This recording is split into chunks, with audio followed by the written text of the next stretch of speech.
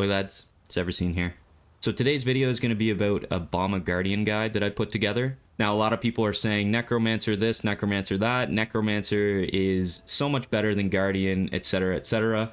And personally what I've found is that the Necromancer is much better for overall DPS. It is more of a softcore playstyle, so if you're in softcore I would definitely lean towards that version. But if you're a hardcore player like myself, I definitely went for the Guardian version. It also has really good progression. It does unfortunately have less DPS, but like I said, it's basically the ultimate hardcore build. So before we get into the guide, let's just go over a few pros and cons so you guys know what you're getting into if you decide to play the build. So let's go over the pros. The first one is the leveling is amazing.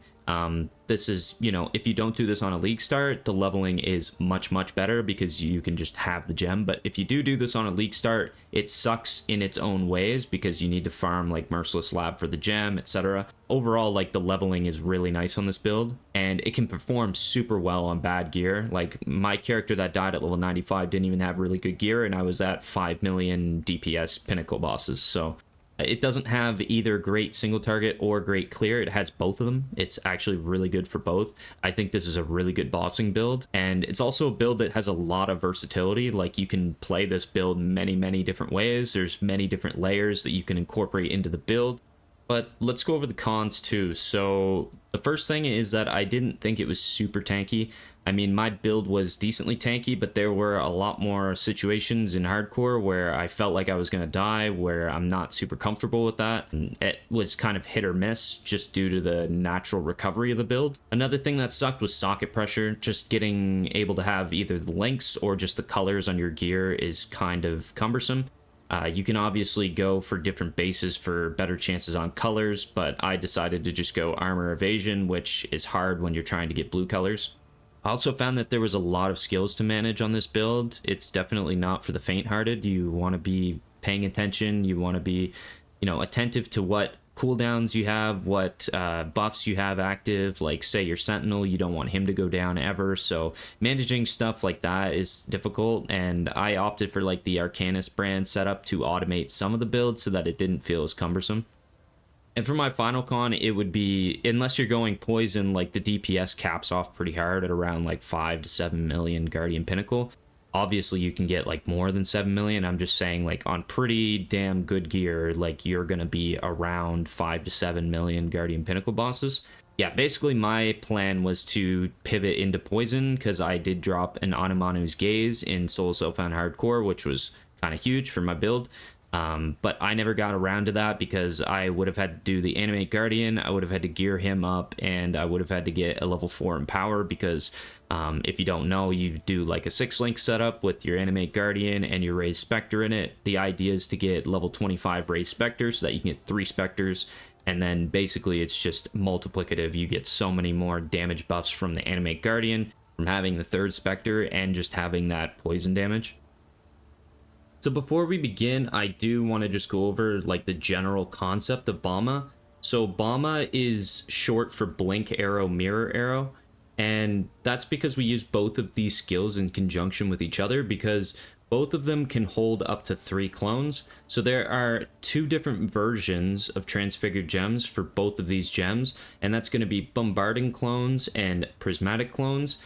It depends on your playstyle. I prefer to use Mirror Arrow of Bombarding Clones as the primary damage and Blink Arrow Prismatic Clones for like the haste setup because you're going to want to shoot like a Mirror Arrow around a corner or whatever for your minions to do damage. But if you have to blink around a corner and then run back, it seems kind of pointless. If you're if you have a lot of DPS and you can just use Blink Arrow, then by all means go for it. But yeah, basically that's the whole premise of the skill is we alternate Blink Arrow, Mirror Arrow. We use both of these together and each of them have a maximum of 3 clones, which gives us 6 clones in total. Another important note about BAMA is that the clones replicate your bow and your quiver. So any of the stats that you have on your bow and quiver will apply to your clones, such as like percentage to gain frenzy charge on hit, all of the critical nodes, all the attack speed, all of the flat damage mods. So you really want to have your bow and your quiver as offensive as possible.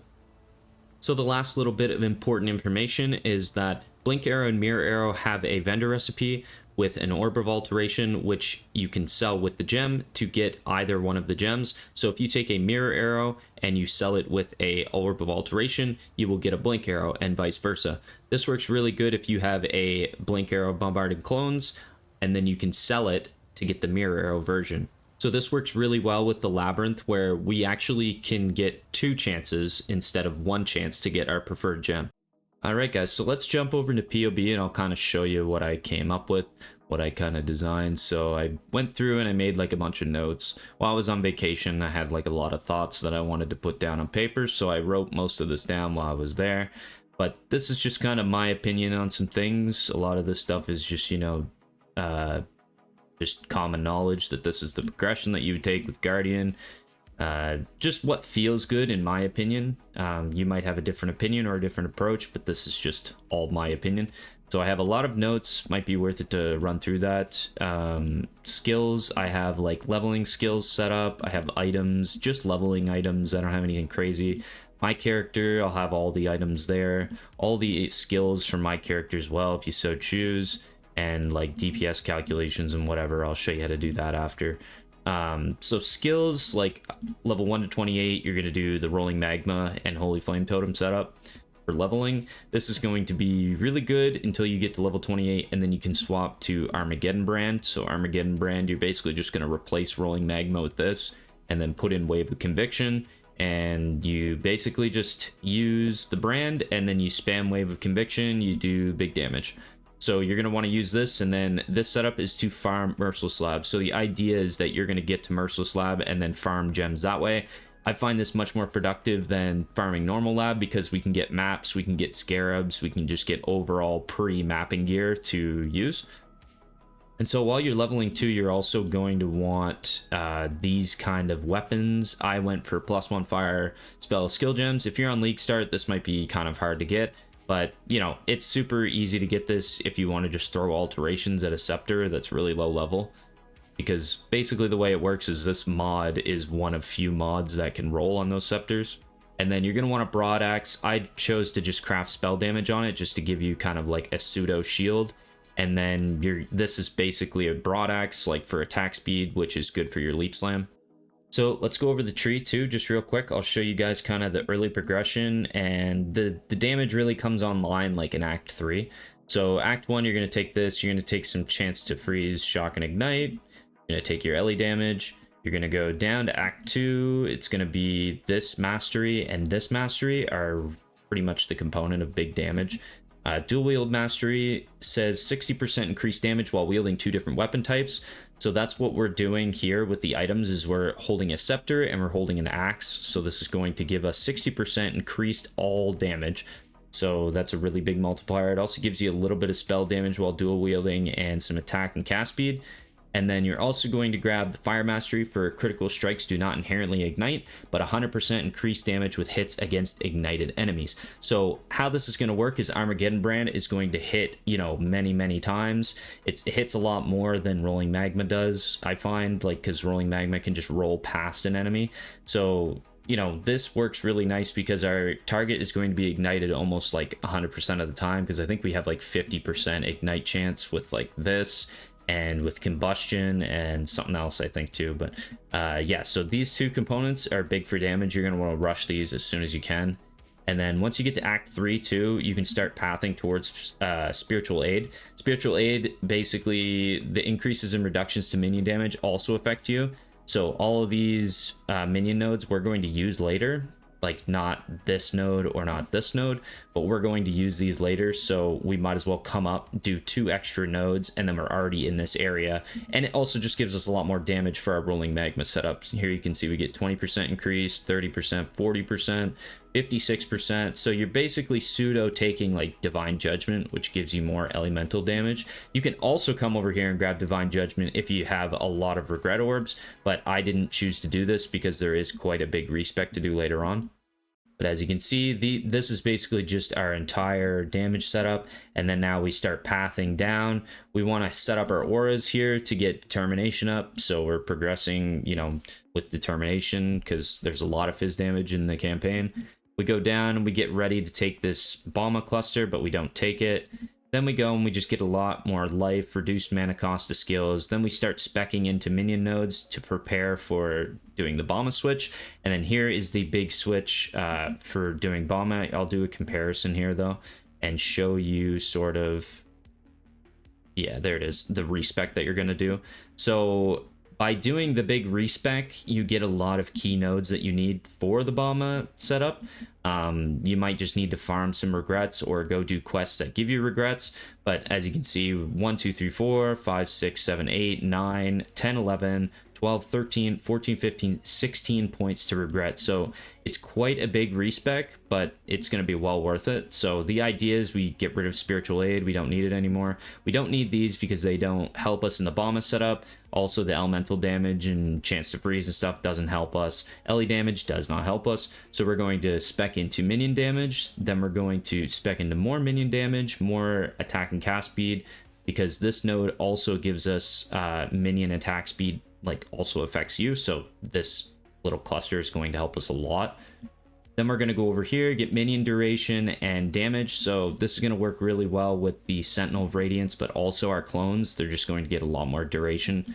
This goes hand in hand with the fresh meat combination too, where like you'll just have more uptime of fresh meat. Gonna go over here, grab this skill effect duration wheel, and just for more skill effect duration, and then accuracy. Accuracy is probably the most important thing to grab early for your minions because they're just not going to do as much damage.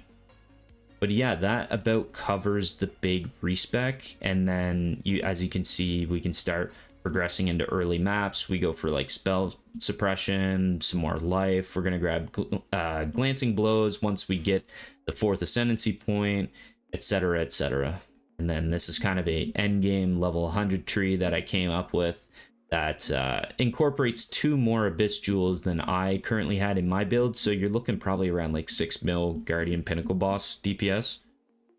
Alright guys, so another quick thing I want to show is how to calculate like my DPS in the build.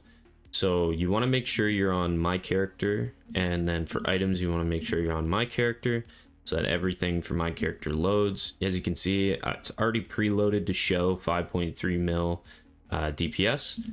So I'm going to show you where, if you're using like your own BAMA build, what you're going to want to check and uncheck and all that good stuff. So first thing you want to do is go to configuration. You want to go Guardian Pinnacle Boss. You want to make sure it's on this because there's some monster reductions for these bosses. So we're basically accounting for this is our actual DPS. Another thing you want to do is enable feeding frenzy and fresh meat, because we're going to have both of these things. In this number of corpses, I just put it to 5. It doesn't matter. I've used a minion skill recently that works really well for the jewels, which say minions deal 18% increased damage if you used a minion skill recently. This is like built into POB where it'll automatically do that, so we don't have to actually check that. Another thing too is like it'll show here like, do your minions use power and frenzy charges? If so, how many? And you can set that. I'm not sure why it's not showing it for me. It glitches sometimes. And then ensnare, since I'm using ensnaring arrow, it does give a bit more damage, gives about 900k DPS. So I just put 1 stack there. You're typically going to have like 3 on a boss if you're using skills like non-stop. But yeah, 1 stack. And then you're going to want to go to your skills and go to your setups. I first go to the mirror arrow setup, your 6-link setup. You're going to want to set this to 9 or 8. Typically, the overlap on Rain of Arrows is 8, but with Conk Effect, which makes the AoE tighter, it's going to actually be 9, which is hit or miss, could be around this damage. So you know, we could put it even down to 7. We get 4 mil DPS, so it does make a little bit of a difference. If your target's moving a bunch, you're not going to get, you know, this true DPS all the time, but 9 is like kind of what I'm using. The next thing too is the blink arrow setup. So actually first too, you're going to want to include in full DPS. You're going to want to check this for both your setups. So for the blink arrow setup, you're going to do the same thing, include in full DPS. It has a weird interaction with POB where it thinks you shoot all 3 elemental arrows at the same time, but in reality you shoot 1 fire, 1 cold, 1 lightning, and then 1 fire, and so on and so forth. So it's basically 3xing your results. So I just keep it at 1 because that's my understanding of the skill. But as you can see, it bloats your DPS quite a bit if you put it up to 3. So I'm just keeping it at 1. But yeah, you're going to include in full DPS. I have haste because haste is going to be always active if I have a clone up. So enable haste, and then if you enable Val haste here, you can see my DPS goes to 6 mil. But we're not going to say it's up all the time, but on a boss you're most likely going to have like that DPS sort of thing. But yeah, that's basically that for calculating damage. I have also the Spectres that I was using in the build. I have them here. There was both of the chieftains. You can go for much better Spectres, like there's the Arena Master, there's the Spectral Leader, and there's also the Warcaller. So the Jade Warcaller, he gives your minions onslaught. The Arena Master gives like increased attack, cast speed, I think, and damage. And then the Spectral Leader is action speed. So these, like, if you could even get all 3 of these, like your DPS would just go insane because your minions get super buffed. All right, so let's jump in the game, and I'm going to go over a few techs of the build, maybe things that people might not understand. The first one's going to be the Prismatic Clones and Haste and Guardian's Blessing and Feeding Frenzy setup.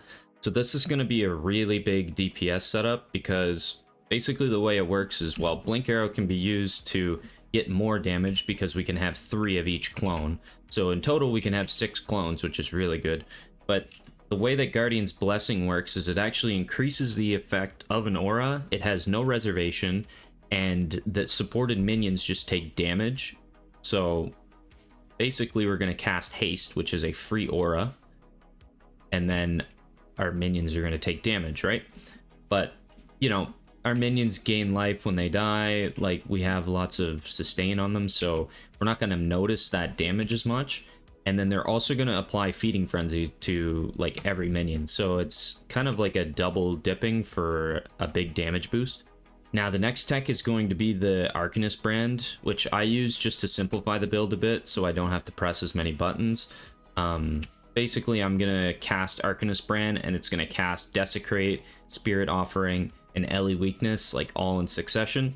So it's a way to automate your offering, and then as well as like automate your curse. And you can see the clones are still taking damage, right? So the only thing about the haste setup is if you run too far from your clones, they despawn, and then haste doesn't work anymore. So you want to be alternating.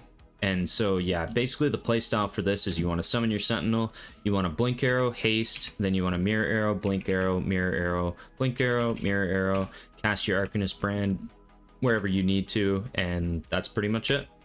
So guys, as far as gear goes, I have it explained in the POB a bit, but I also have like a crafting guide that I made a little while ago. That crafting guide is pretty much just applicable to non-fractured items going for like spell suppression with essences. So it's not the best way to get spell suppression. I think, like, from my experience playing the build, like ROG is definitely the best way to get spell suppression gear, and just gear in general, and it's just gear that doesn't really cost much. So I'd say that's probably the best route to get all of your decent gear.